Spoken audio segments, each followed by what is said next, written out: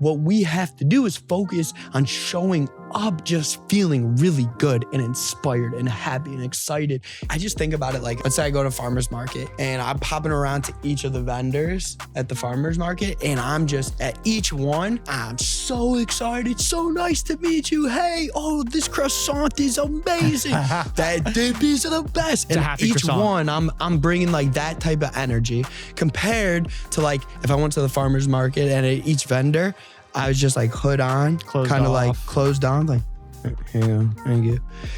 How different of experiences would I get? And I guarantee you that first one, when I'm bringing the energy, I'll probably have like, he threw in free pita over there.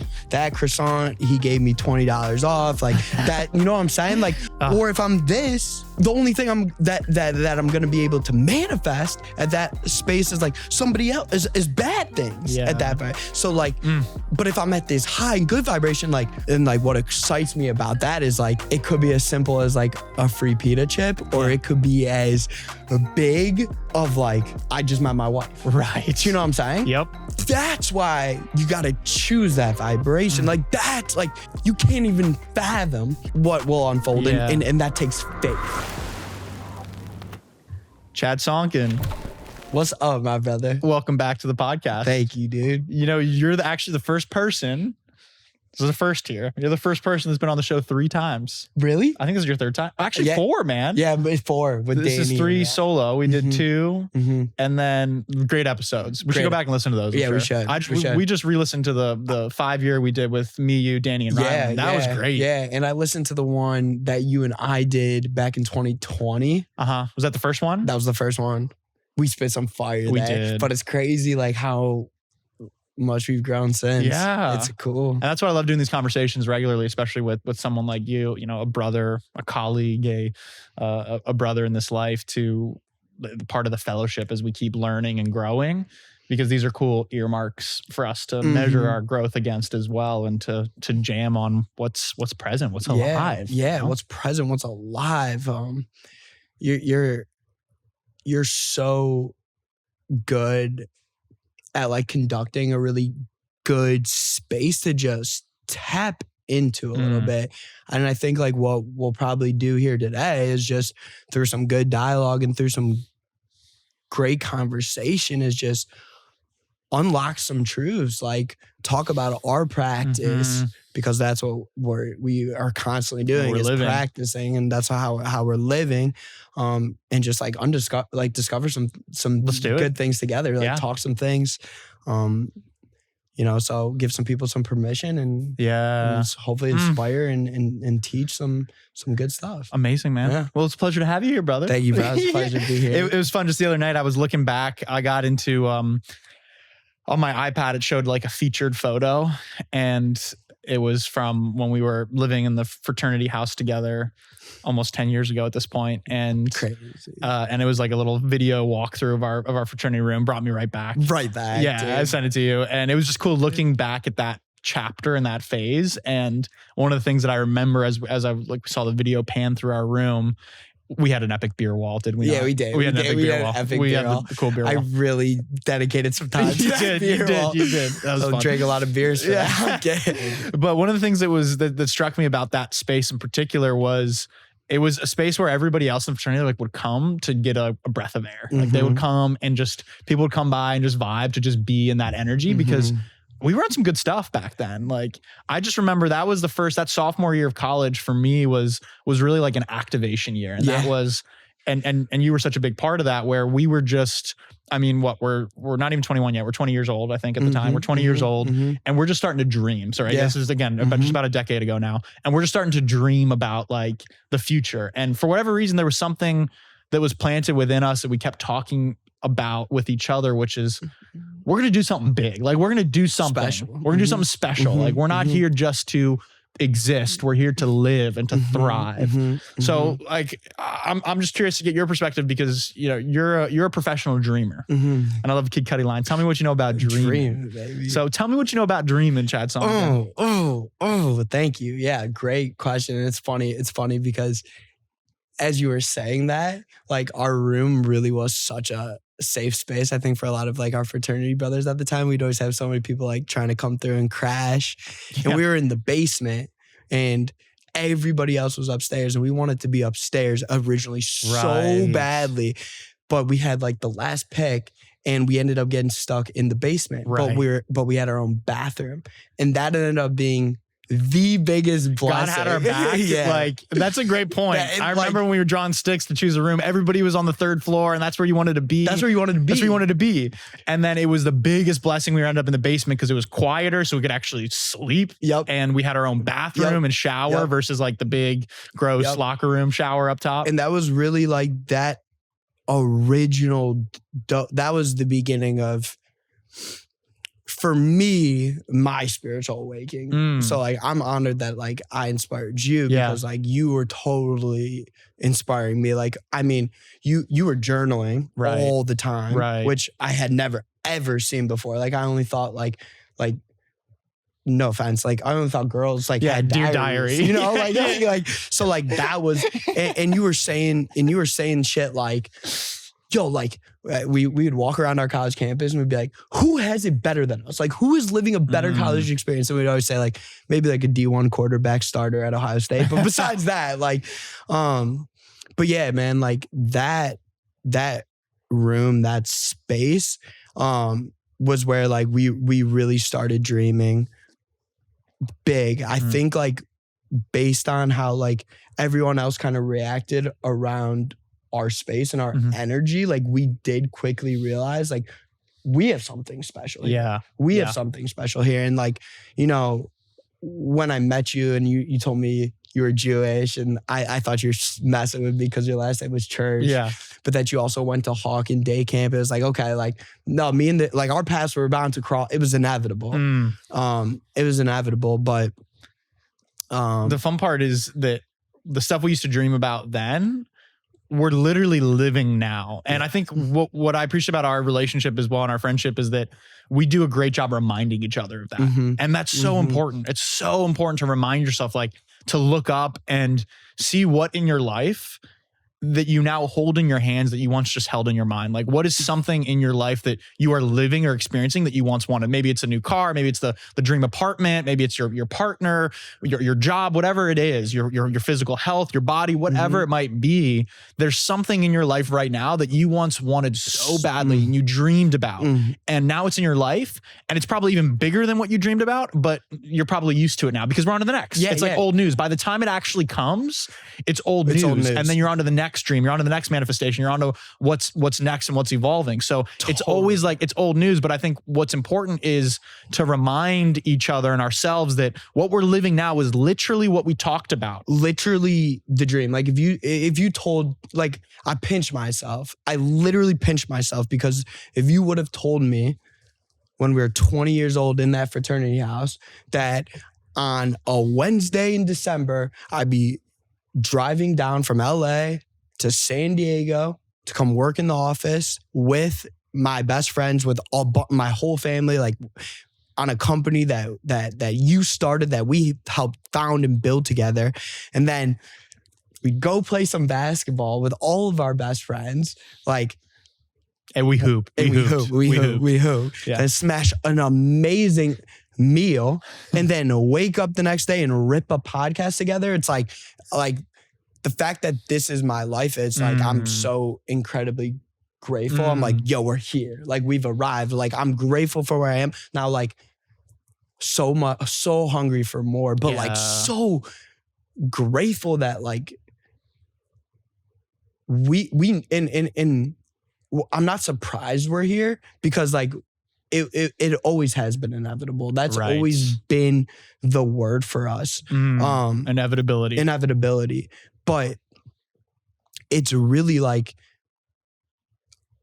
it was our innate ability to just paint our future. Like one of the things that you and I love doing was like painting our future. Just like imagine when we're waking up in San Diego, playing basketball, working on the same, our careers, what's making us money is like what we get to do together every day. And something we're passionate about. And like we dreamed up this scenario, Yes. this exact Yep. scenario. Yep. Like this wasn't like, you know what I mean? Like, yeah. So let's unpack that a bit, because I think that's something, you know, we talk about that a lot, and now it's fun because we're dreaming on the next. It's like, all right, we're on to the next, but we're not ignoring where we're at now, because it's super easy for this to be like old news, or for it to be like, all right, cool.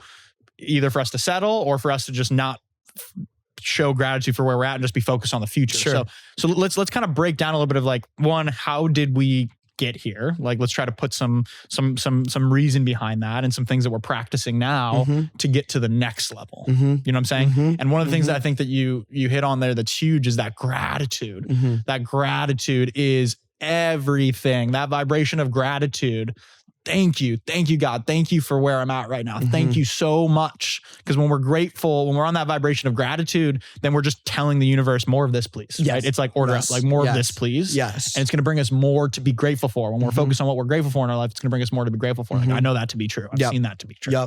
So tell me a little bit more about that gratitude as a vehicle for you. Yeah. No, I mean, gratitude is the vehicle, right? Like it's hard to be sad or upset, like if you could just be grateful. But I think the practice of gratitude, you know, it's more than just, oh, I wrote down in my journal what I'm grateful for. And it's more of like really just letting control go to God and leading and truly leading and opening with love and with your heart. And like, if you're able to come from this place, and like when we pray, right? Like often when I pray and when I'm talking to God often, it's in the form of like, just thank you. Just thank you for what you're giving me. Thank you for all these blessings. Like, thank you for all of this glory, and like keep glorifying me, because I'm going to glorify you, because it's been all God. Like when we look back, like when I look back, it's just like, wow, it's God. But gratitude is that fundamental foundation, right? Like it all starts with gratitude and the practice of it. And for me, dude, gratitude has come in the form of like, it comes in the form of like, I'm so grateful to be best friends with you. So grateful to be best friends with you that like I was able to, when I heard about, let's say, cold tubs, that you were going to start, I was not only one of the first to hear about it, but I was also I'm grateful for the fact that like I got to be the first guy in your ear. Like, I could sell this, bro. Yeah. I could sell this. You know, like I'm grateful for that, because like truly, and like from that, from this place of constant everyday gratitude in the mundane, and from leading with your heart and from leading with love, imagine where my energy is vibrating. Like understand, like when you're in that space of gratitude and love, like we're literally energy. We're literally atoms, like literally vibrating, attracting other parts that are vibrating. You're a magnet. You become a magnet. And it's like when you are able to like live in that every single day, watch what the universe brings. Watch what you attract. You know? Yeah.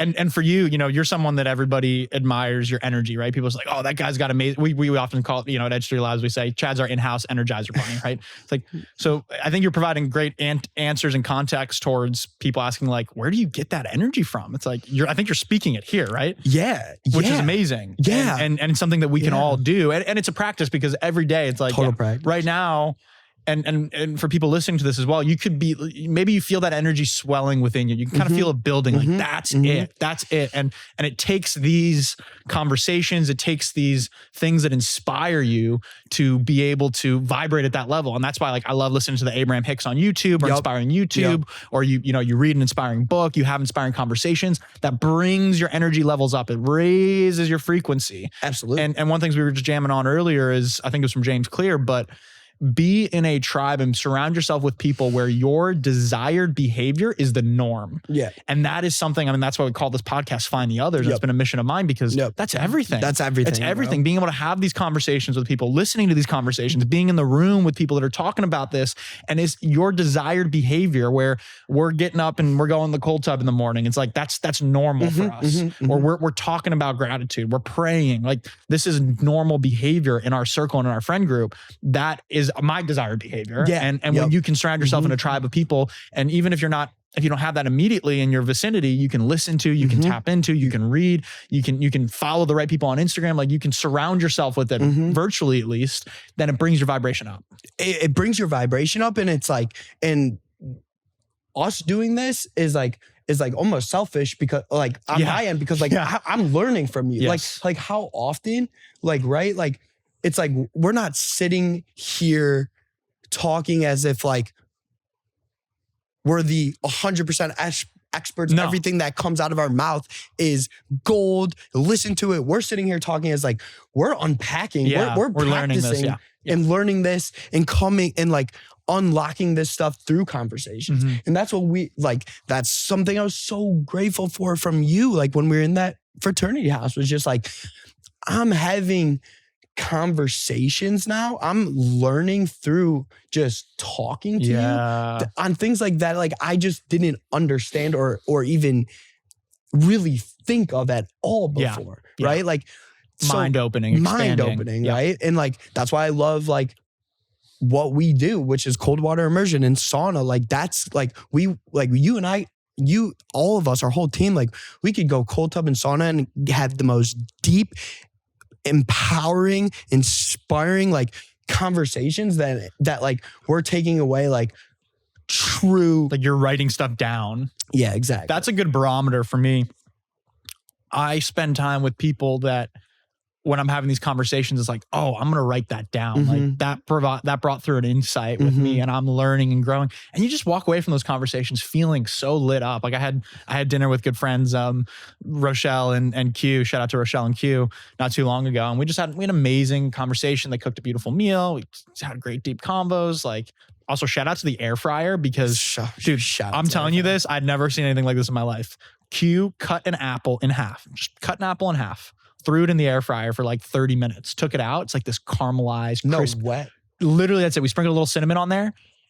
Unbelievable. So, like, shout out to the air fryer. We're sleeping on the air fryer. That's so funny. I just got an email before this podcast that my air fryer was delivered today. You're kidding. I'm not even joking. Oh, that's awesome. There you go. That's like a fun little wink from the universe there. I'm going to show the camera the actual screenshot of that, because I swear to God, I can't even make I didn't know that. We never talked about air fryers before. Yeah, we don't talk about it. Cool. We're not the cookers, I guess. No, we're not the chef kind. So anyway, we walked away from that conversation just feeling so, like, you just feel different. You feel lit up, and that's what it's about. Yeah. One thing I want to talk about with you, because we've said it a lot already, and I want to unpack this, is we've talked a lot about God. We've talked a lot about prayer. We've talked a lot about relationship with God. So I can say for myself, and I'd love to unpack this with you, and I've never had a better relationship with God, or felt closer to God, felt closer to my spirituality than I have sitting here today. And I really believe it's a big part of how I'm sitting here today. And I believe it to be the part and the reason of how we're going to be sitting here a year from now, unpacking, hitting all of the goals and doing all of the things and unlocking that next level. So let's unpack that a little bit. Tell me about your relationship with God. Yeah. Amazing question. And I want to ask you sure. And something newer for you as well. Like, so my relationship with God is something so much newer, like so new. Because and not to interject here, but it's like we talked. I just remember growing up, it's like you see all these athletes and they're just like all glory to God. And it's like, okay, really? Like, do they really believe that? Are they just saying that? And then you start to study more successful people that are doing things that you admire, and they're talking about this. And it's like, interesting. Like, is this what's going on here? Right? Yeah. And now as I continue on my path, I start realizing like, oh, like I get it. I get it. And he's been here, and God's been here the whole time, and right here. And now, like, let's strengthen this and let's deepen this. But you hit the nail on the head, because at first, like, I think, like, 10 years ago, I wouldn't have said I'm a religious or religious person. 5-6 years ago, I would have told you I'm definitely like a very spiritual person. I would have said it like I believed more in, like, I believe, and I still do, like the universe and the universe providing for you. Didn't really, was still trying to understand what that meant. And as we've continued to grow and we've continued to learn, like, and honestly, shout out to Ricky Bodner, because like he was one person that, like, his relationship with God was so inspiring and so special, and the way he talked about it really helped me kind of like understand like what that means, like what that's doing. But when it comes to like my relationship with God, I almost it's new that like it's almost like I'm scared slightly to talk about it, because I'm still learning and it's so fresh. However, like, I'm so close. I'm feeling the closest I've ever been with God, because like I've been because of prayer, because of I couldn't be sitting here right now like by just me. Like I couldn't. And once I started learning more and praying more and speaking to God literally in public, like out loud, and I started glorifying God, I started to see what he was doing, what God was doing in my life. And there's a lot of relief, I hope, that should come with that. There's relief and belief, man. Just let God do, And I think the best part about that is like for me, it's like, okay, if I got God and I have God, like, and I'm going to continue to grow my relationship with God. But if I have God, then what does that mean? Then what that means to me is, let's show up as the absolute best version of myself day in, day out. That's all I have to do. All I have to do is wake up and be that Energizer bunny that, like, all I have to do is wake up and feel really, really good, and maybe I don't right away, but make myself feel really, really good. If I show up as the best version of myself, as excited and happy and wanting to like give people love and like share the smile and hopefully inspire or sell them on a cold up. If I just show up feeling really, really great, then God's going to take care of the rest. And at that vibration, knowing that God's going to take care of the rest, knowing that I'm feeling so freaking good, at that vibration, I'm only attracting the highest vibration of things. Girl, job, money, car, like, relationships with friends. So like, to me, that was what made the most sense in my head. It's like, okay, I could let God If I could let go and let God, then what do I have to do? And all I have to do is show up happy and excited and grateful and with love, and watch what unfolds. That's it, man.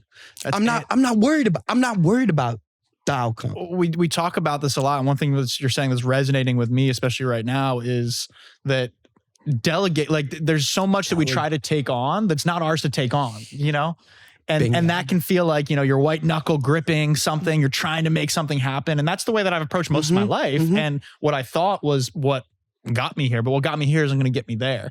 And so what my practice has been in my relationship with God that's resonating, that I'm on the same page with you, is it's an active surrender. It's like it's a release. It's a relief. It's like, oh yeah, like I don't have to try to do all of this on my own.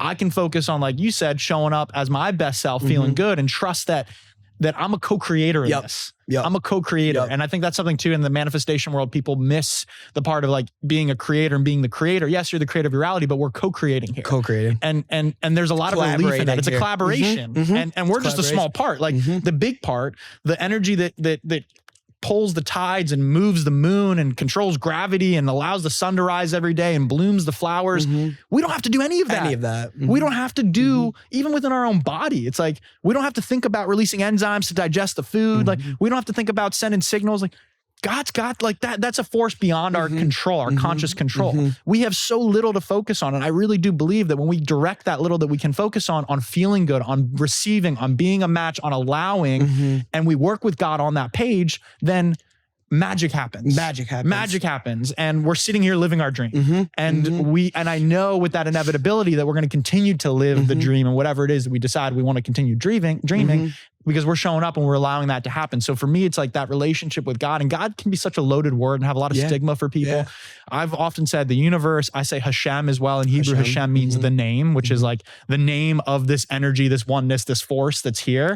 That's like, that's too powerful to even be named. It's the name, Hashem. The name. Which I love. And I talk about Hashem as well. So it's like the universe is more, and in Judaism is what I appreciate is one of the rabbis I was listening to was saying that calling God the universe is actually more in line with the teachings of Judaism than the word God. Right? So it's like God or this him or he that like is some being, white beard in the sky, right? It's like the universe is actually more of an apt name. And I found a lot of resonance in that as well. So that's why I like to say Hashem, the universe, God. I use it interchangeably. But for me, that's what that God is, especially because I am that go, go, go type of person. The more that I've been able to surrender. And what I absolutely love about you, Joshua, is like you don't just say these things. Like there's in the world right now, especially with social media, I feel like there's this like pseudo like I'm working on myself type thing. And like I'm meditating or I'm journaling, but you're not showing up. But how are you showing up? Are you showing up that way? Are you showing up that way? Are you doing the work? Are you doing the work? And like, or are you just journaling or saying you're meditating to like bypass those feelings? And Josh, you embody. Thank you, brother. Showing up and doing the work.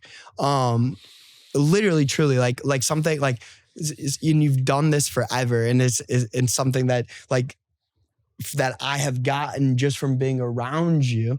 But it's so funny, but like if you're on the fence of something, like if you're 50-50 or someone's like, hey Josh, you want to do this? I'll literally catch you. You go like, and they probably won't notice, but you'll go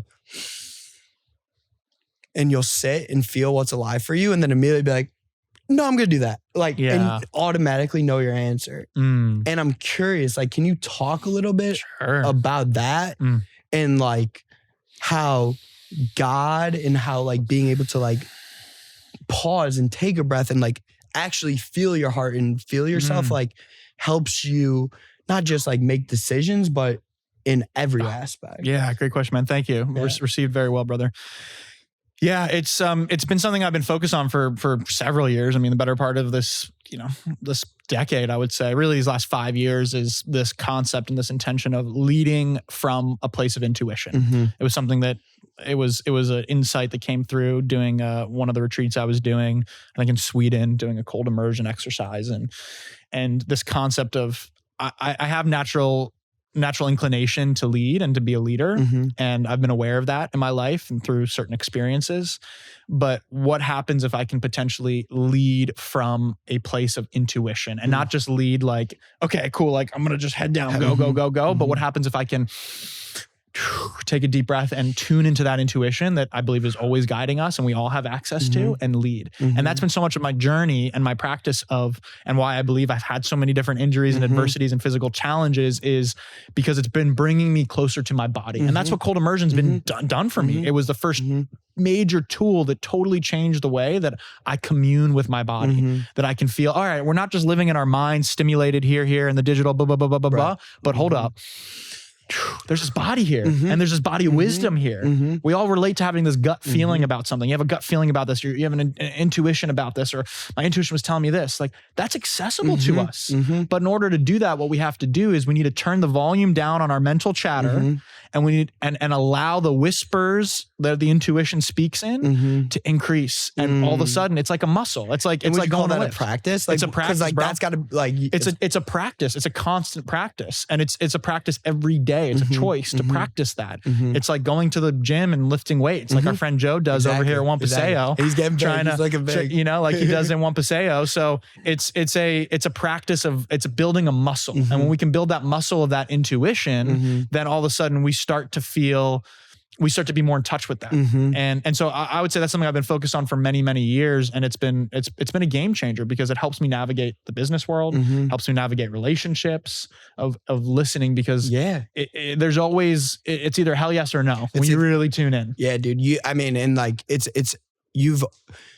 were the first, also like the first person to really teach me the light of like one thing since I was 20, like I struggled with was like kind of that feeling of like saying no to other people to say yes to myself. And that was like when we were 20 years old, like you were already on that shit. So like that's the type of learning I was like, that was fresh new perspectives for me. Right. And now at this point, you've just totally, like from my point of view, like mastered this ability to just be so one with yourself and tapped into yourself and so intuitive with yourself, dude. Thank you, bro. It's a practice. And it's been something that I've been reflecting on recently as well, but it's been by virtue of it's building that relationship with myself. And that's why I love what we're doing at Edge Theory Labs as well. And why I love the tool that is the cold and the teacher that is the cold, because it can help us unlock that. It can help us build that relationship with ourselves. Before you're going into the cold, you have that mental chatters up. Your mental's just like, all right, where am I at right here? What's the dialogue? What's the conversation? It puts a spotlight on that. It shows your insecurities, your limiting beliefs. How can I breathe through this? How can I relax in the intensity of a and like playing those paradoxes? And like I hope people like truly hear that, because like that was what cold water immersion really was for me. Like it was automatically like a self-induced meditation, because it's so cold. Like you have to focus on your breath. Like for 3 minutes straight, it's just like, I'm not really letting my thoughts go anywhere else except my breath. And once I started meditating in the cold tub, it became a practice that I had to implement into my everyday regular life. Yes. And I think meditation and like the ability to like sit with a moment and breathe on it and feel on it has helped me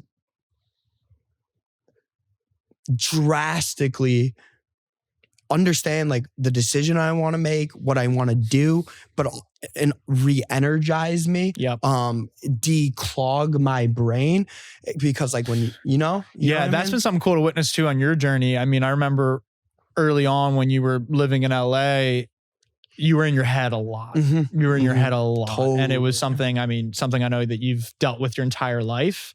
And especially with some of the challenges you were dealing with at that time, you were in your head a lot. And watching you begin, and again, these are years of practice. And I think that this is the important part to hit home as well. But watching you get to the state we're at, and it's still practice, like all of these things, they're practices. And we have to work on it every single day. But watching how you've been able to take control and to develop a meditative practice and a spiritual practice, like it's been wild to witness, man. And also like I see that, and I mean this in the most respectful and humble way possible.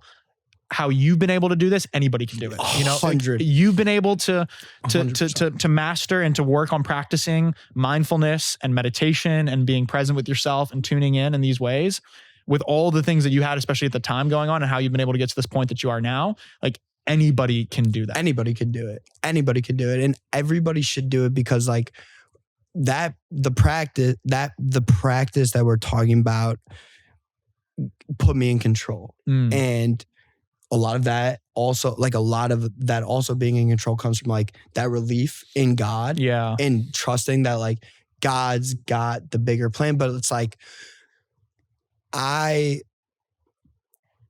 was such a victim of overthinking to the point where like I was a hypochondriac. Yeah. You know, like I would get like, I'd feel a bump and I'm like, I'm dying. Yeah. And, or like I'd see something on my phone, maybe like an ex-girlfriend, and it would trigger me. And all of a sudden like my mood just shifted the rest of the night. And now because of meditation, because of God, because of cold water immersion, I noticed this the other night. I was having a good time with a whole bunch of friends, and like something was brought up that like initially like you feel a physical reaction. Yeah. Like my body, like it wasn't like your body gives you the feedback. My body gave me that feedback. And so instead of like, and I was so proud of myself because I saw it, I felt it physically, and I went,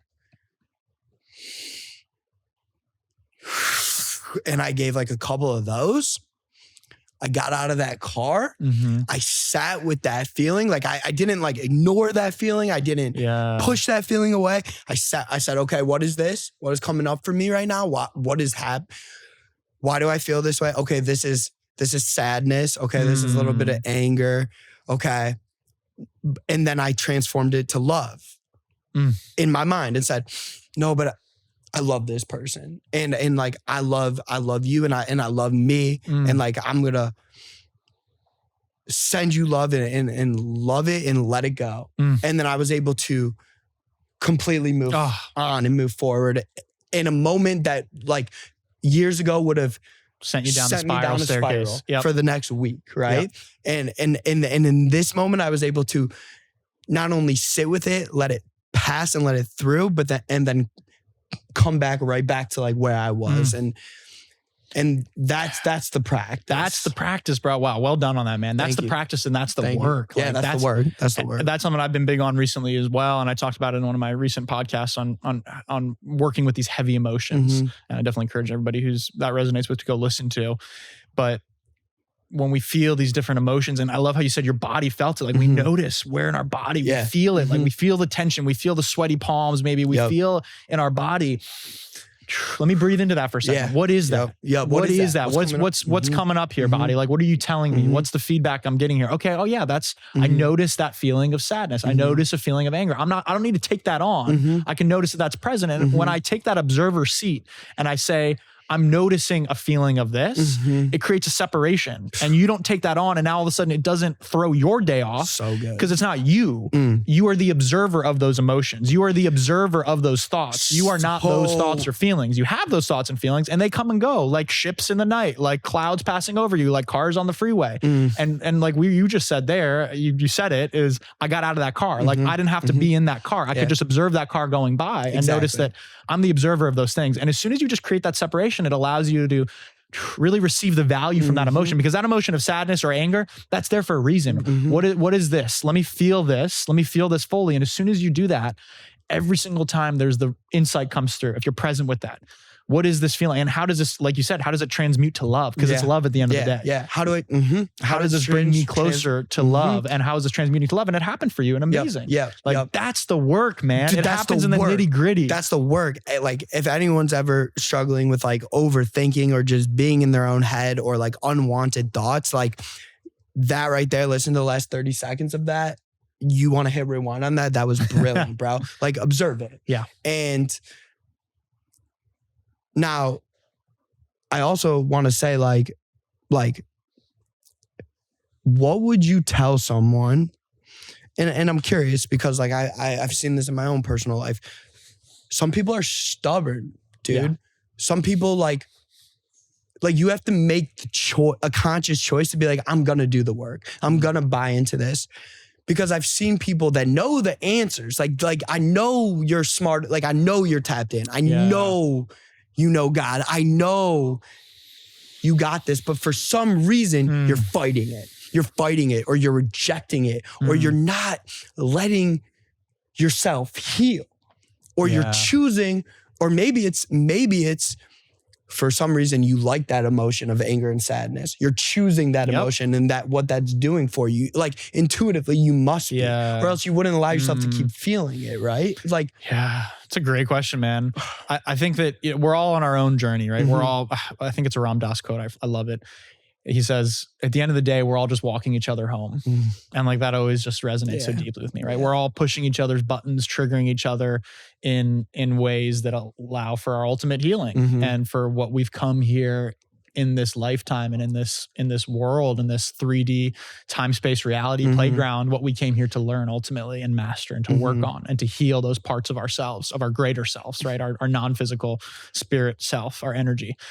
So I think that one of the things that I can only relate to my own story, right? And I can think back to like my own practice with that. And I relate to that stubbornness as well. And I think that what happened was that your intuition whispers before it shouts, and God will provide you with the hints before the nudges and the nudges before the blows, right?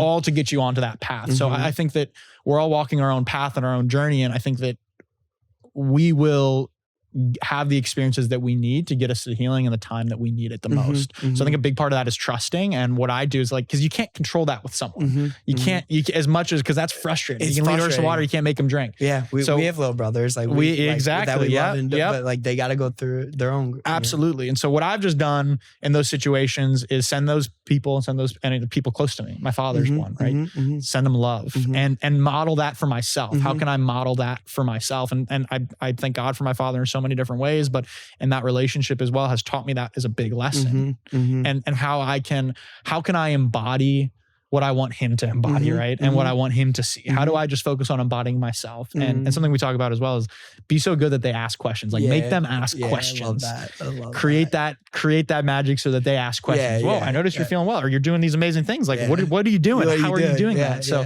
that's my response to that. When you see someone, a friend, a loved one who's like there, that's stubborn, is trust that their higher self, their inner being is leading them on the path of least resistance. We are all on the path of least resistance. They're being led on the path of least resistance. You're a part of that. And how you can help them is by embody that within yourself as much as you can, and trust that they are being led exactly on the path they are, and they're having the experiences that they need for their highest evolution and growth. So fantastically said. I needed, like, I wanted to hear that. So in terms of like helping people down this path, like you're so right, because it's like, I just need to trust that your highest self got you and you're on your path, and like it's different, and like I just need to embody what I need to embody and be a leader for you, so that you ask questions. Yes. How are you doing that? Why are you feeling so good? How are you? And it happens. It does happen. I'm thinking already how it happens. Yeah. So yeah, I love it, man. One thing I want to jam on with you a little bit. The way that we set goals now is very different. Very different. And this year for me has taught me the value in multi-year goals as well. Something that's not talked about a lot. Like everyone, especially this time of year, right? We're transitioning from 2023 into 2024. It's probably going to be early 2024 when this episode comes out. So when you're listening to this, we're into the new year. But people often said, "Oh, what's your 2024 goals? Like, what's your goals this year?" I really do believe that we overestimate what we can achieve in 1 year, and we underestimate what we can achieve in 3 years or 5 years or 10 years. Certainly three years for me is like a certain number for it, or 4 years. It's like a segment of high school or college, right? It's 4-year segments is something we're trained on. But we truly overestimate what we can achieve and accomplish in 1 year, and underestimate what we can accomplish in 3 or 5 years.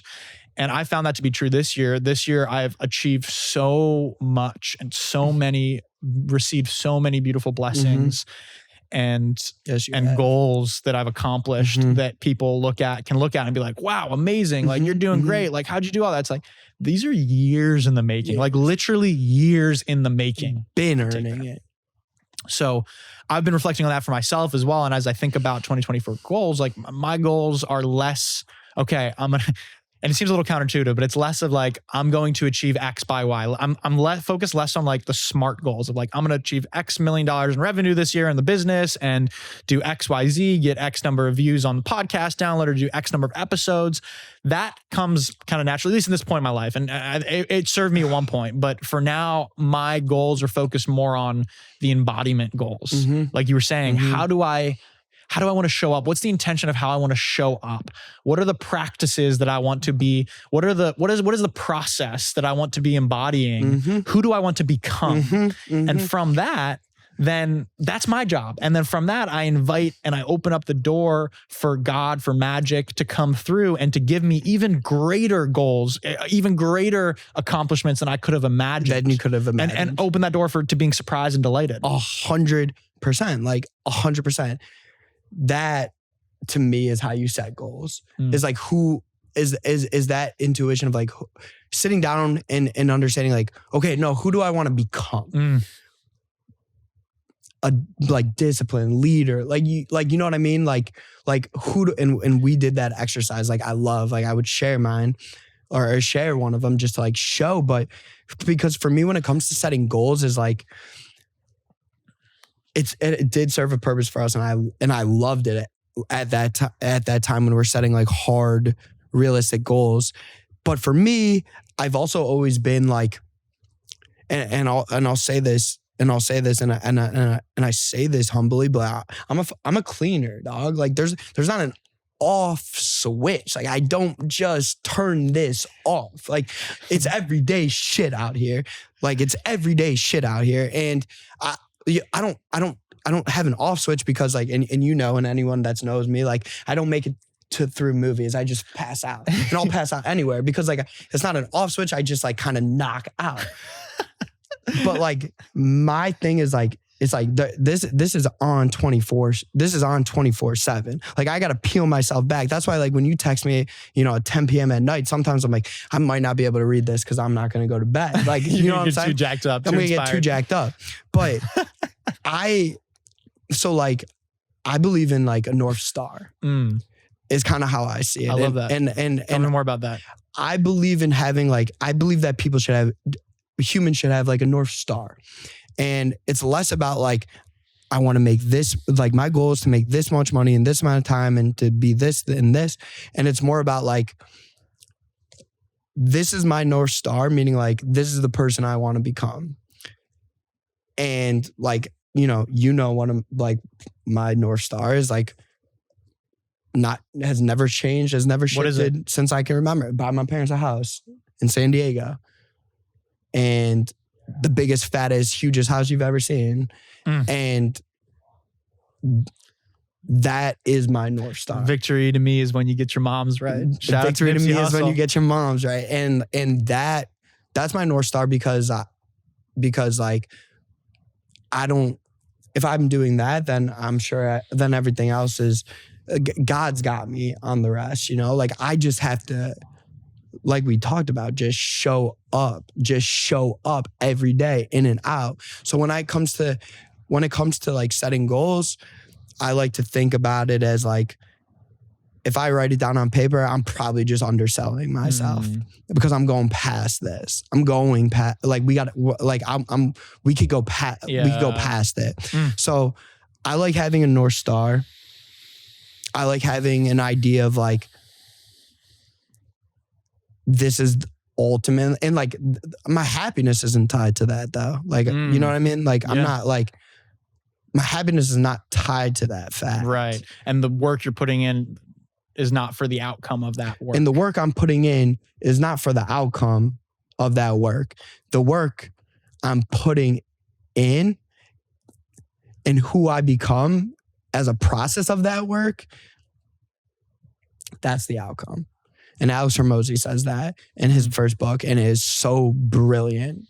It's, and I think we should say that again. It's not the outcome of the work. It's who you become in that process. Yep. Boom. Yeah. So like, I would say as we're sitting here having this conversation, talking about 2024. Yeah. We've talked a lot about God. We talked a lot about God in terms of like just being able to like release and like go. But I'd also love to talk about like playing in the field versus playing in Madden. Yeah. And you knew I was going to bring this one up. You knew we were going to have to like really dive into this. And it really comes back to like God and your vibration. But like, can you give people a little bit of that? Like, yes, we're playing in the field, We're playing in the field. Yeah, I love this, man.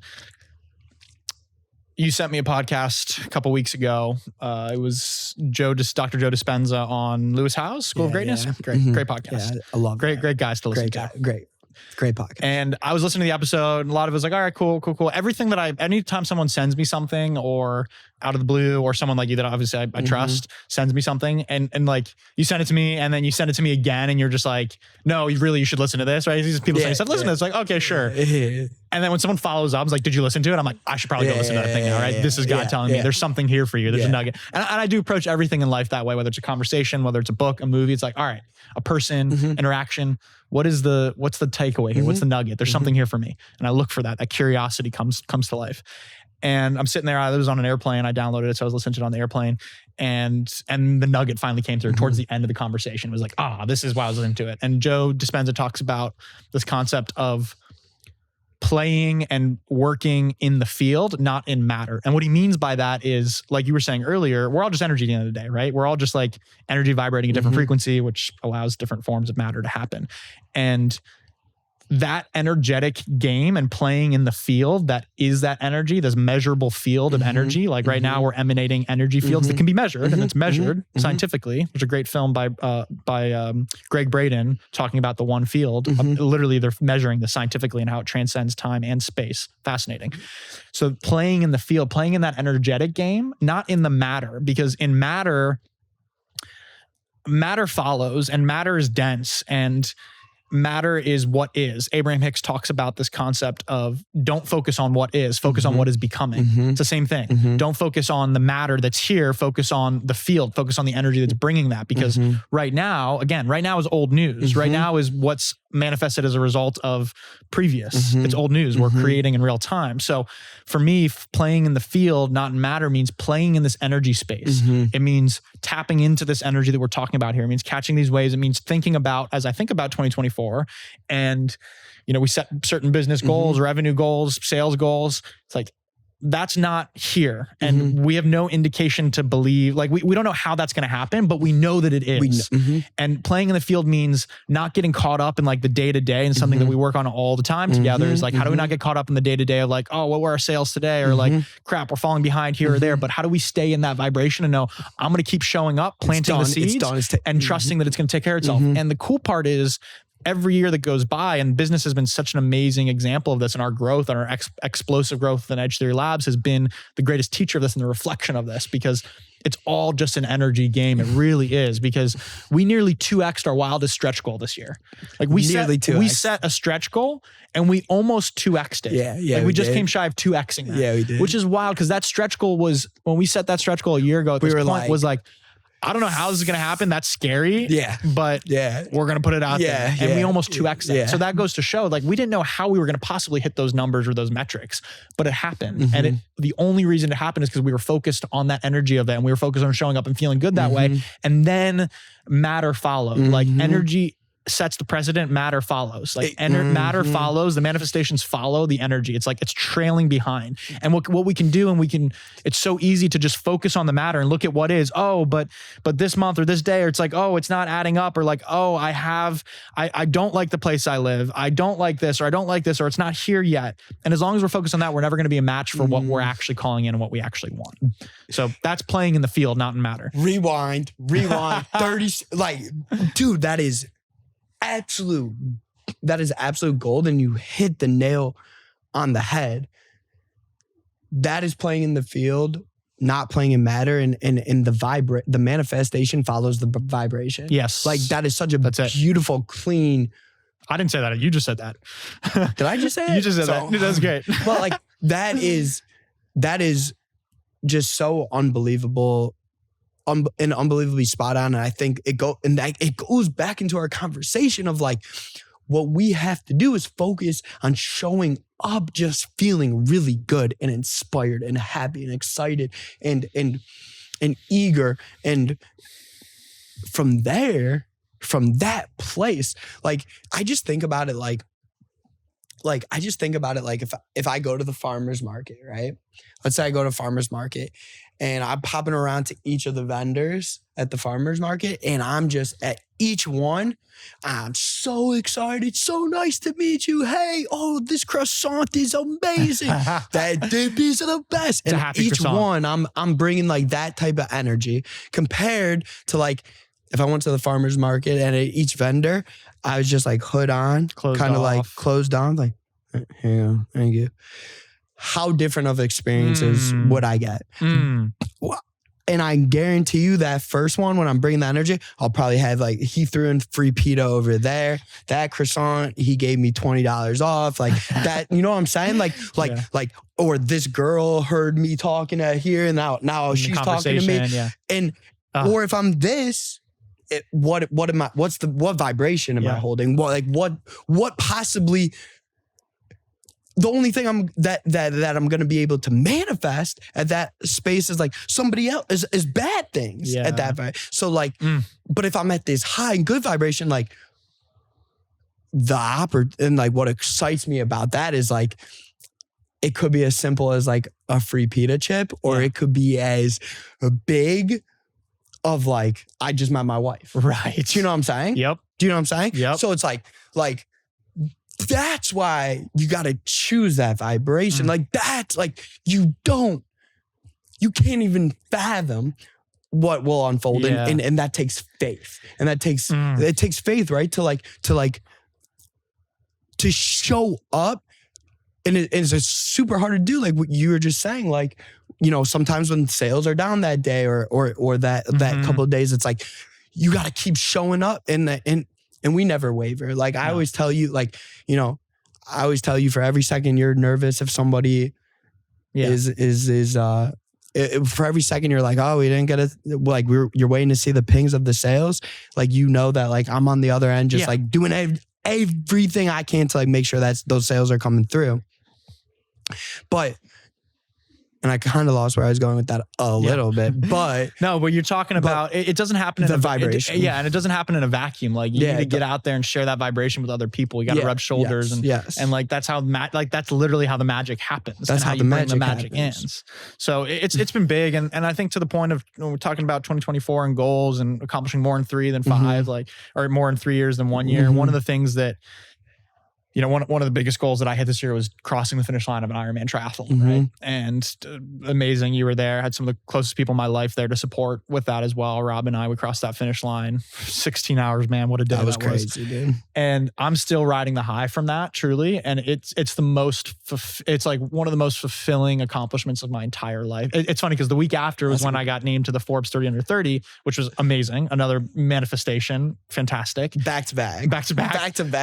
But that one was like way less meaningful for me than the Ironman, which is funny. And people are kind of surprised by that. But because the Forbes 30 under 30 was a recognition it was a byproduct of me doing the work that I wanted to be doing. And it was an amazing and humbly received byproduct, of course. But for me, what the Ironman signified was, it was literally 7 years in the making. Like it was a 7-year goal for me.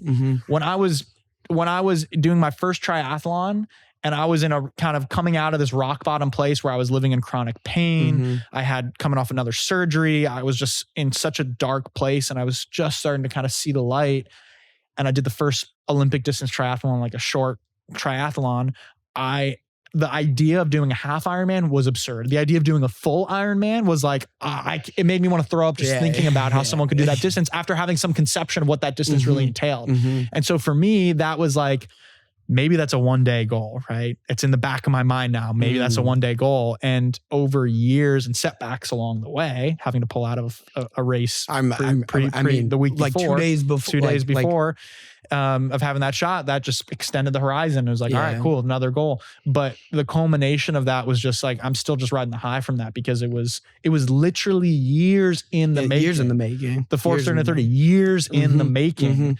And I think that's something that I just want to continue to emphasize that and share with people. Like, I'm right now focusing on 5-10 year goals. Like, my mind is set on what are the things that I can do Future now you. to plant the seeds so that I can reap the benefits of that and accomplish those things in 3, 5, 10, 15, 20 years. Like that, lengthening that runway, because we're definitely underestimating what that can do. That's such a good point. Like that's, and people I don't really hear that a whole lot at all. That's a good point. Yeah, be you're right. honest. It's not like spoken about. But like increase that runway. Yeah. Because like right now, like where we are right now, like we earned it the past 6-7 years, right? Yes. So it's like where we're gonna be when we're 2030, right.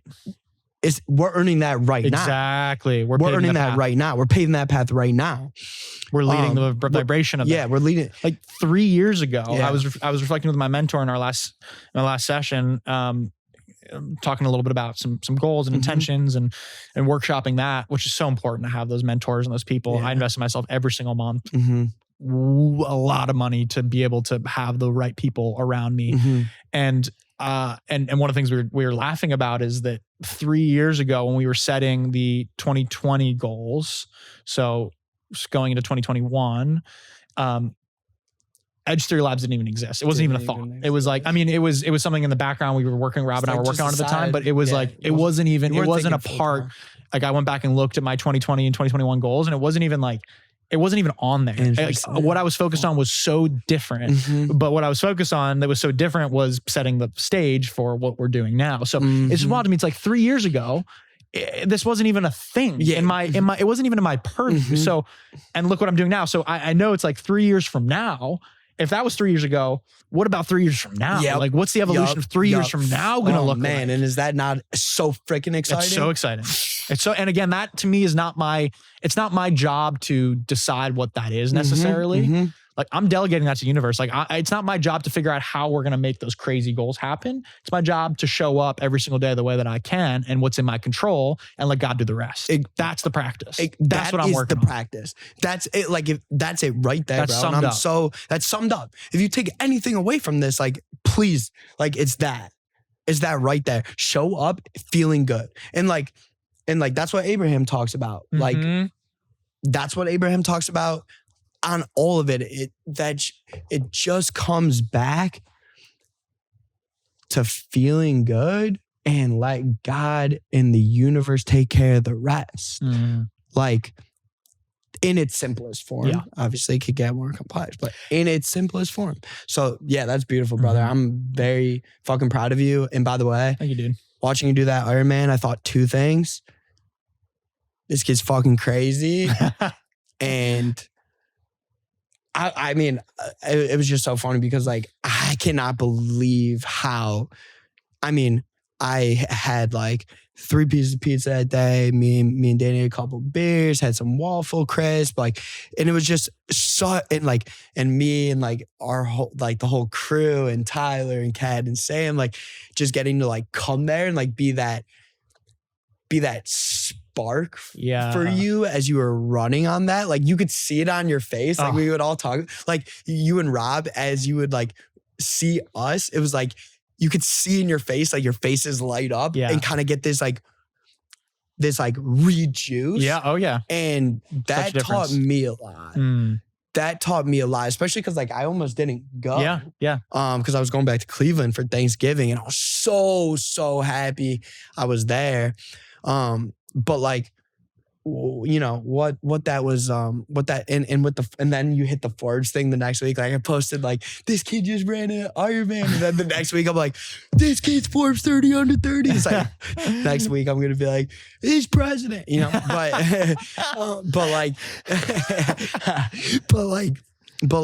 it's something that we've also talked about too, and when it comes to setting goals, when it comes to business, when it comes to like life, it's like it takes a team. You know, like it takes a team. It's like It's a team sport, man. So it's a team sport. It's a team sport. We're just and it takes a team to continue talking about this. Like, and this is why we love doing this podcast, like you said, selfishly, because for us, how much are we receiving from this conversation? Yeah, exactly. Literally. And to be able to share with other people as well, and somebody listening to this right now that can feel that and tap into that, and like we can bring them up with us. Like, yo, you're part of this. You're part of this. You're part of this. You're part of this. And we got you. Like, you're here with us. You're here with us right now. Vibrationally, you're with us. Bingo, bro. And I know you're seeing magic in your life as a result. And of if you're vibrationally like here, if you're vibrationally with us, and if you're vibrationally tuning into this, like it's like we got each other. Yeah. You know? Yeah. We got each other, and you're giving us, and you're giving in this moment as well. Like, we're receiving that. We're receiving it. Truly. And you just got to keep talking about it. You got to keep the conversation. You got to keep talking about it. It's learning about it all day long, everywhere you go. Like, you just got to keep and practice it. Take the reps. And when you do take the reps and you catch yourself taking a rep, like shout, like be proud of yourself. Like be very proud. Like acknowledge the fact. Like if you notice yourself taking that rep, like, and I mean that truly, because like this is a practice out here, and the more that we could practice, like the more we master this, like the more we could share it and free more people from it, and give them permission. And if you want freedom, like you got to free someone, you know? And I think like gratitude, give back, like, and it's just all this stems back to like, just like leading with your heart and love and God. That's it, man. Let's talk about hoops for a second. Let's talk about hoops. Yeah. I like that shift gear. Okay. Yeah. Let's talk about hoops for a second. So we were balling last night. Yeah. We had fun. We lost one game, but I think we won like 4, maybe 5. Yeah. We had a great team. We had a great squad. Shout out to Max, to Kadeski, to Mikey Rosen, IP. Yeah, Mikey Ball. Well. Mikey Ball. Yeah, like we had a fun time. But one of the things is we were playing, and it's such an interesting mental shift as well. We were playing against some of these younger guys. They were probably in their early 20s in college, and just like the mentality, and it doesn't matter who we played, didn't matter what age, but like the way that we played collectively as a team, we played defense. We did not give up, and in almost every single game we came back and won, and we were down to, it was their game point. So like we were playing games to 11 or 15, so it was like. It was 10-5. We were down, and we came back. At one point, won. we were down 11-3. 11-3, and we came back and won. Yeah, and we were playing for the NBA Finals. Yes, but just that like shift, and like you were saying after, like I love the comeback wins. I love the comeback wins, and why I love the sport of basketball too. And what last night was just a reminder for me, and a teacher for me as well, is like it's like how you do one thing is how you do all things. Like how we respond collectively as a team, and how we all brought the energy to like play lockup defense and not let them score and be like, yo, we're going to win this game. Bingo, bro. We're going to come back and win this game and just like play and have that motor going. Again, huge shout out to Max. He brought it. Yeah, he brought it, bro. On that defense, he had that motor. Good pick, Captain. Yeah. You said, I'd rather him be on my team than against me. And, but like, it's just, there's these fun things of iron sharpens iron, being around, like we were just, the segue from this is talking about life as a team sport. It's like, we actually were playing a team sport, and how when one person brings it and then it inspires other people, we all bring it. Then collectively we win the game. Collectively we fight back, and we have a comeback win, and we live through. So there's something fun about that mindset that I was reflecting on. Yeah, dude. And like, well, a few things came up for me as you were saying that, or as you were like telling this story. And like one thing for sure was like when you picked Max, like it takes a really good leader to like pick team, like, right? Like that's what I love about Edge too. Like the team, like it's just like the team is so, it takes a leader to put the right people in a place to thrive, you know? So like kudos to you. I love that pick. And then when it comes to like, you know, when it comes to like playing basketball, how we do one thing is how we do all things. We love competing. And for some reason, and I almost like, I swear we do this some intentionally.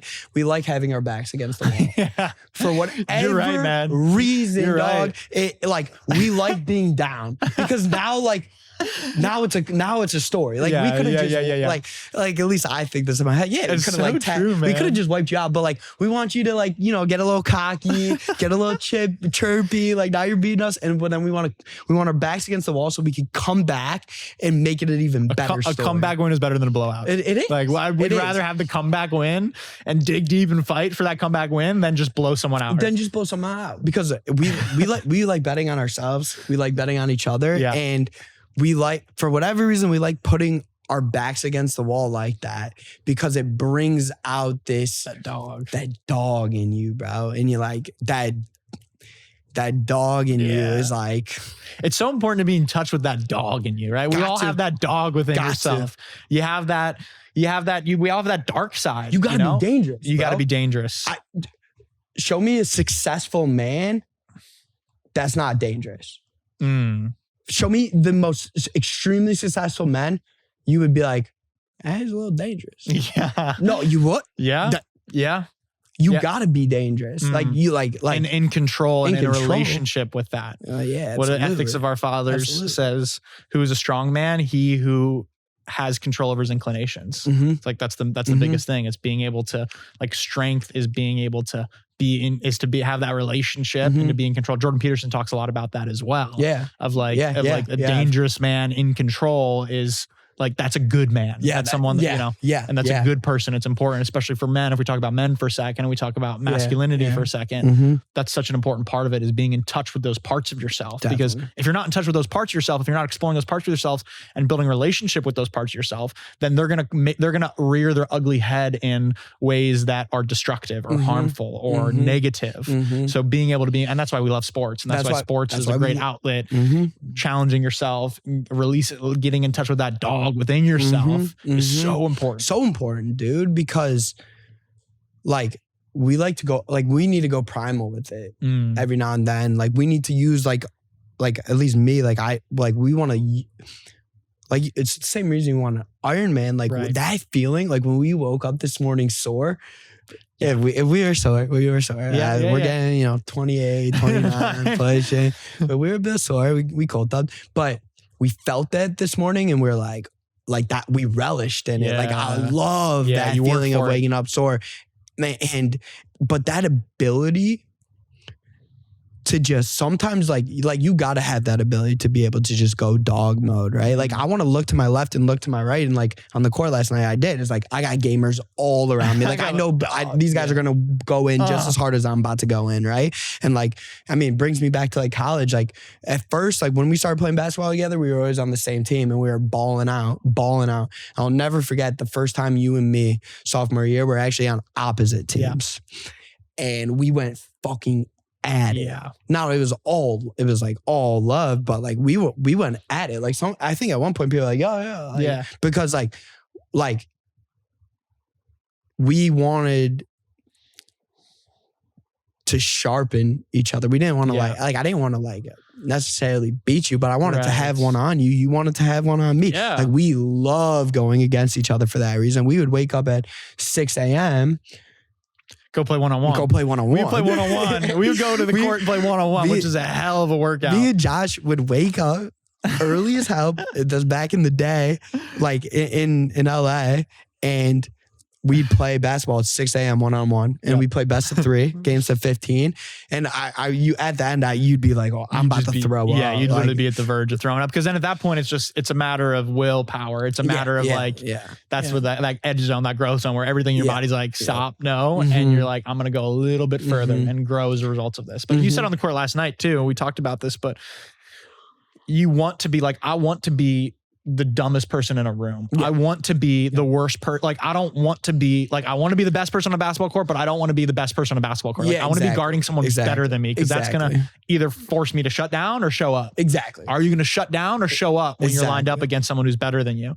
And we talk about that a lot because we live that a lot, which is iron sharpens iron, comes back to being on a team sport and a team that that pulls you forward and pushes you forward. And that, again, that desired behavior of yourself is the normal behavior of pushing yourself and stepping up to the challenge instead of shutting down when you face the challenge. We were just talking about that yesterday. Literally, we were just talking about that yesterday. Like, that's how you get better. Yeah. Like, if like, I hate playing with people that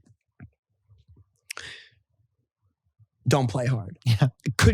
I don't think either of us would give a rat's ass if you weren't good at basketball. Right. Because if you played your ass off, you would be good. Exactly. You would be perfect on our team. We love that. We got a spot for you right here starting. But like, if you're gonna like actually not try like, I never understand people that could like, you know, if there's 4 guys on the court going so fucking hard, and then there's that one guy who just like doesn't care, just like gets the ball and just ducks it up, or like won't run back on defense. Like, I just that's toxic. I could never like, that's like, I'm like, get out of here. Like, you can't play with us. I'm just laughing thinking what I did last night. We were playing against this group. You know, we had just won, and we were bringing energy. Like, we're talking, we're shouting, like we're getting hyped. Like, we had energy. So like, I know that the next 5 that were waiting to come play after we won that game, they were like, oh crap, we got to go against these guys now. And one of them was just like, you know, they're trying to figure out the matchups, and they're like, oh, like one guy was like, who's the worst player on your team? Like, let me guard him. And I said, oh, that guy over there. And I pointed to you. And you know, you're over there just totally jacked up. And you know, you're in your wife beater, and you're just like, you're looking mean. And like, I wouldn't want to guard you, but I'm just like, yeah, he looks tough, but he's not athletic. He can't move. And he was like, oh, okay. I kind of laughed. Like, oh, okay. Like, okay, I'll guard him. And then the first play, you just dominate. And he's like, did you like trick me?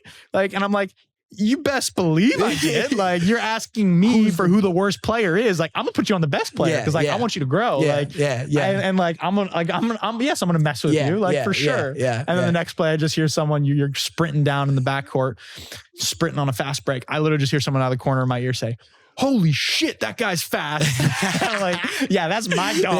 That's my head of sales, boy. Like, that's my head of sales. Like, that's my dog. Yeah, we go. We only know once we butt. I want to talk about too something that when we're talking about the thought of team, and you said about conducting that edge team, which we do have something special there, and there's something tangible that you can feel, and that's why I know we're going to succeed no matter what we do, and we're going to pivot. We're going to figure out, like, we're going to continue to do what we need to do because we have that team. People ask me all the time. My cousin's my co-founder. My best friend's my head of sales. One of my other absolute best friends is my director of marketing. One of my absolute other best friends is our director of performance. Like, I work with some of my best friends and family. And like, how does that work? Does that work well? Is that bad? Like, you know, you hear a lot of people say, don't do that. Yeah. And I'd love to just reflect some insights from that. The thing that I say to everybody across the board is, first, they are the right person for the role. Secondly, they are my friend. And across the board, it's like Tyler, videographer. Of course, he's a homie, he's a friend, but he's the right person for the role first and foremost. So it's first and foremost, like Rob, of course, him and I are good co-founder combination first, and we happen to be family second. And then that makes it best. You happen to be really talented and really great at sales and bring the energy that we need in that role. And you happen to be my best friend secondly. Kat happens to be a brilliant whiz at marketing and branding and have the vision and execute. She's a dog. Like, she's a dog. She executes. She's amazing. Yeah. So like, she does that, and then she happens to be a friend for 15 years secondly. You know, Sam happens to be the most talented, I believe, one of the absolutely top of the industry. And remember the name. Remember the name. Top of the industry and in his practice first. And then my best friend second. We became best friends through that. So, and it goes across the board for the rest of the team. I could go through the rest of our team roster. But the other thing that we've done to get to that role is and we say this all the time, we say this on partner calls as well, is I like to crawl, then walk, then run. You didn't just become our head of sales by like, oh, Chad knows sales, let's have him be our head of sales. It's like, no. We started by crawling. Hey, you know, you were just like, let me learn the pitch so I can help you if you need. All right, I'm getting to the point where I need some help here. Chad, like, part-time, commission-based, like, here you go, take a few of these. You start doing well. Okay, cool. Let's give you more. All right, cool. Let's bring you on a base, like on a retainer. Okay, cool. Let's bring you on full-time, W-2. Okay, cool. Let's give you a leadership position. So it's like, it's a crawl, then a walk, then a run. And that's the best way to do business with people. If we're just talking about business for a second here, that's the best way to do business with friends, with family, with people. It's like, take it slow. And regardless who you are, take it slow so that if you do want to decide if it's not a mutual fit, it's a lot easier to pivot. And we talk about this this in relationships. We're talking about this with a romantic relationship I was filling you in on last night. Yep. It's like, it's a lot easier to go separate directions when you're crawling or walking than when you're running full speed. So good. So that's something I've learned a lot through relationships and through business and doing business with friends, and just how that correlates to relationships in general, the dating process with romantic relationships. Totally. Like, take things slow, take things slow, and then speed ramps up from there. Yeah. And that's you. And you explained that perfectly. And that is so important. I definitely am learning that lesson. And just back to like the team that you've built. It's so cool to hear you say it like that. And it's so funny, like to think about to think about it like that. But throughout the team, there's just so much mutual respect, dude. Like so much respect for each individual and the experience and passion and work ethic and knowledge and just incredible human beings that I think it just meshes so well together. It works. It just works so well together. And you know, as we're sitting there talking about like all of your family and best friends that like not only are your best friends, but we also work together. It's such a holy shit, like this is the dream type moment. And I want to see if like it makes sense for a second here to bring it back to like basketball, because in the elevator and in the car today, you were talking about, you know, we're playing with like some 22-year-olds, 21-year-olds, and we're sitting there daydreaming together about like what that is gonna look like. I think one of them was wearing like a full send shirt. Right. And it was like boys. He knew the Nelk Boys, and you were like, oh, you like the Nelk Boys? He's like, and he was like really into the Nelk Boys. And he's like, yeah, like we set up a tough room, like great guys. Good dudes, And then that led to you and I just kind of sitting there and being like, and you start going, dude, like imagine like in very soon here, like we're going to be sitting on the court, we're going to be playing, and these 22-year-olds are going to be like, oh, I know you guys, I love your stuff. And they're going to go back to their friends and be like, yo, I met those guys. They were hoopers, man. They were ballers. They're so cool. They kicked our ass. But I wanted to bring it back to that because like that's how we've been daydreaming. Yeah. And earning it, you know, talk about 3, 5, 10 year goals. Like we were, what we're sitting here doing right now. Yeah. We were daydreaming just like that 6 years ago. Right. And I just love that about our relationship with you and with, you know, with the people close to us is like that. We're dreamers. We're dreaming. Yeah. We're dreamers. We're dreamers. Like we're dreaming like that. And I think I just wanted to share that to like kind of show how we're dreaming. Yeah, that's great. In real time. Like that's a real example of like how we're dreaming and pushing the envelope. That's that and like that is inevitable. Right. Now like we're not sitting here thinking like, how do we need to How do we do that? Exactly. How do we need to do that? How do we get there? How do we get there? What do we got to do to get there? It's like, no, that's not ours. Exactly. Like that part is delegated to God. Exactly. Our job is to show up as great as we can every single day. And we know that we're attracting that into our life. Exactly. We know. Inevitable. Inevitability. The word is inevitable. It's a shift from, and I love that word so much too, because we talk a lot about like, have faith, have belief. Yes. Find relief in belief. I love that line, but it's like, one step, and shout out to Christina Rice, Christina the channel. She's been a great teacher and mentor for both of us and an amazing human.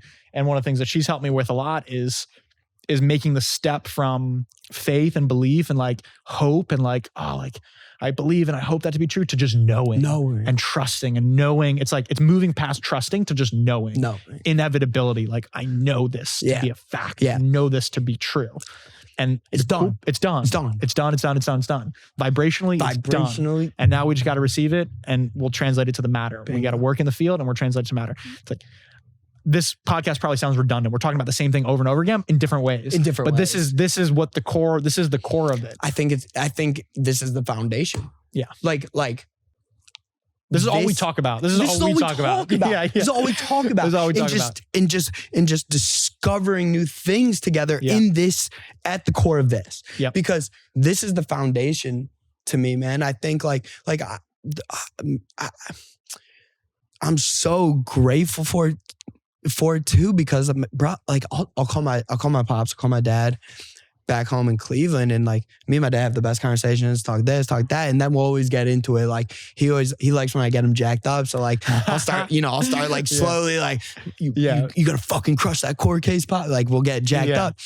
I love that about your relationship. It's so great. But he always says to me, he's like, son,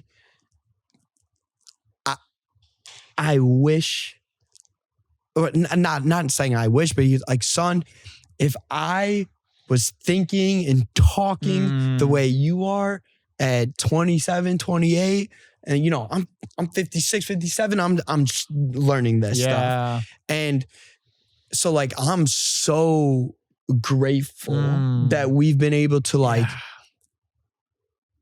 be on this journey for quite some time now, to the point where like we got some real substance. Like we're so grateful we're at Hungry for More, so grateful we're at in terms of like learning in this journey. But like that is why we can't stop talking about it and sharing it in all the different perspectives, because it's like, it's so real. Like it's the core, it's the foundation that will literally take you wherever you want to go. Will literally take you wherever you want to go. You could become whoever you want at this foundation, starting at this point. Whatever you want to do, whatever you want to be, whatever life you want to have, I promise you, you start practicing it. Practice, constant practice. I'm practicing. You're practicing. Practice. Whatever you want, it's gonna come to you 10x. 10x. I'm not even hoping it. I'm sure of it. Yeah. So to anybody that's giving us the attention of listening to this conversation right now, like please, like take a second and maybe re-listen to some parts, maybe hear some parts again, but take a second to be like, let's start practicing this today. Let's embody this today, because from this place, anything you can want and more.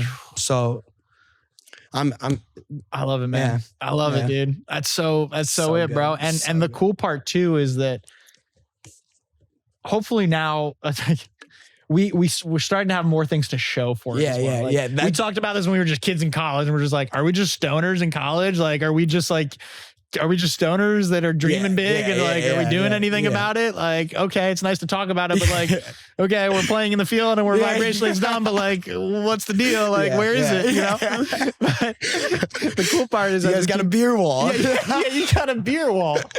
You manifested the shit out of that beer wall. Well done. No, but it's like, it's cool now that like, things are happening.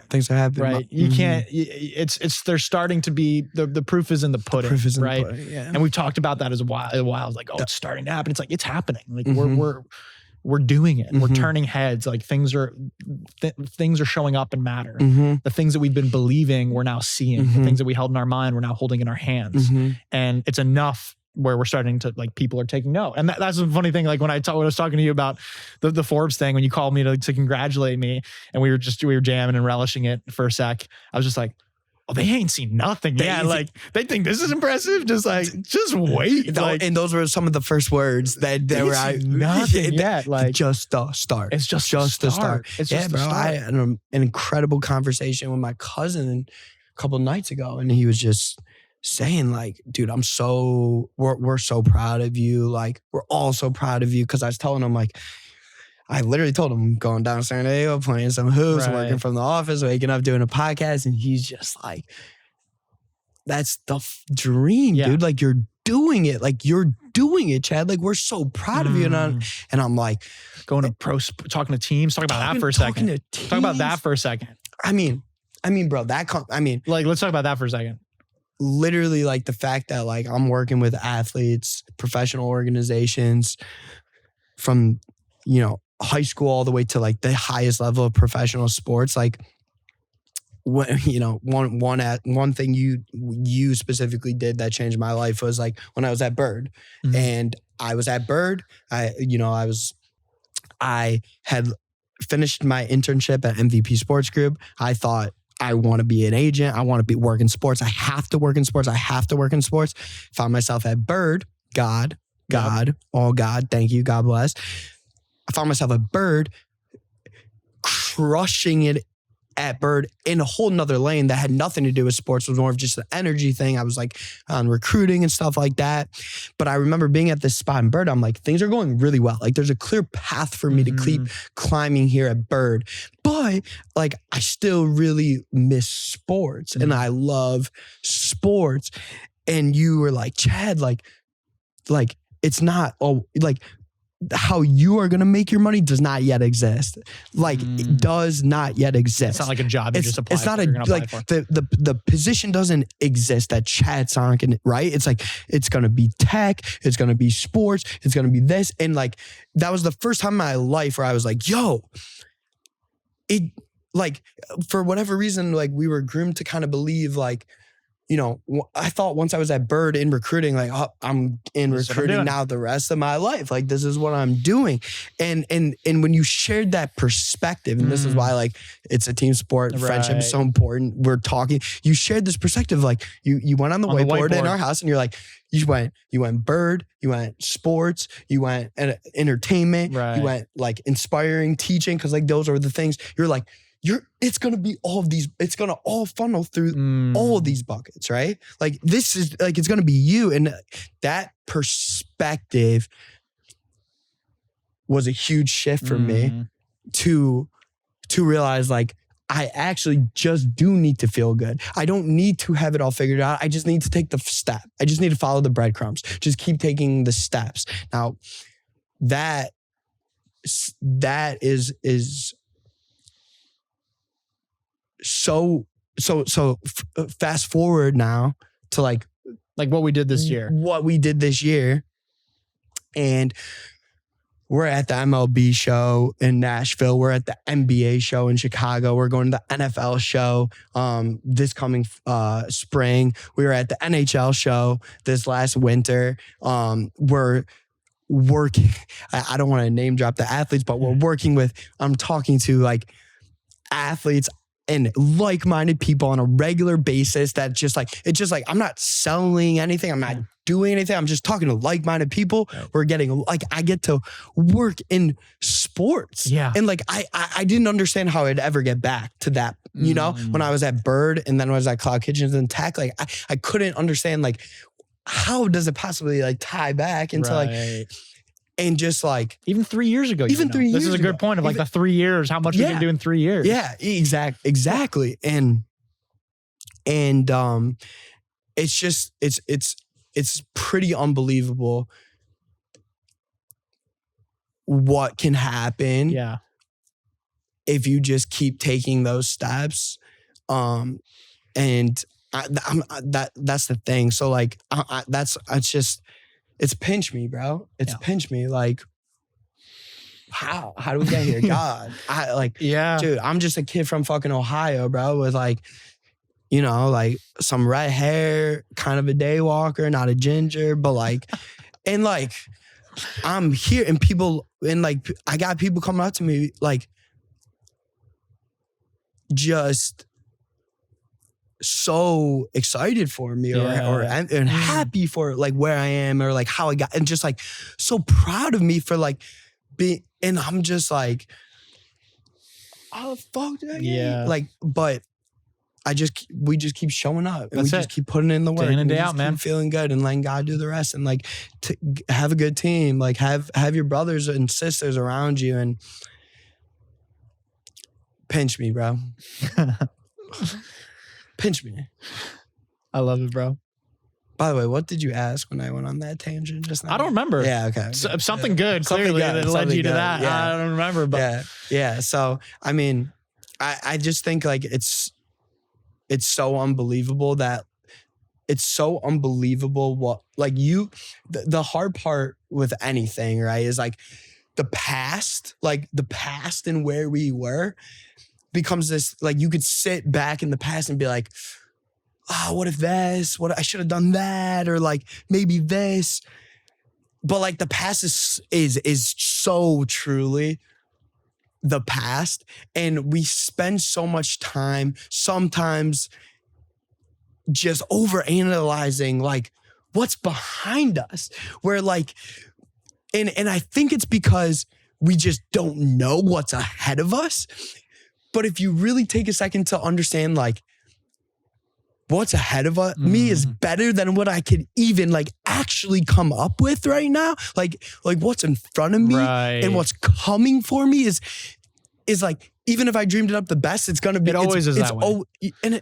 So then we can focus on the present, which is how am I going to show up right now in this moment? How am I going to show up today? Here's us talking about. Yeah, exactly. That's right. That's it. Exactly. It's like, I think you said it perfectly. It's like it's easy to go in the past. Exactly. The future is going to be even grander than we can imagine, and we believe that. So like, what am I going to do right now? I'm just going to focus on showing up the way that it needs. So. Yeah. Brother. Does this feel complete? Yeah, it feels complete. Anything else? Anything else to share? Any other questions or anything that's alive or present? I love you, bro. I love you too, my brother. I love you too, Ty Nelly. Ty Nelly behind the camera. Dude, he's so fly looking, and like I just gotta say, like for all the stuff, for being behind the camera, like he's the swaggiest dude ever, and you're the man. So thank you. Seriously, this dude makes we were talking about earlier, but like clean manifestation. Clean manifestation right there. Yeah, it just like Tyler's been a part of so many of my highlight moments in life. So cool. Like some of the biggest highlight moments and important moments of my life. He's not only been there, but capturing it and shared it in a way, which is such a gift. So Ty Nelly, big shout out to you, my brother. Big shout out to you, Ty Nelly. Let's go. I love it. I love you, my brother. Everybody listening, if you're still listening to this point, hour and a half in, God bless.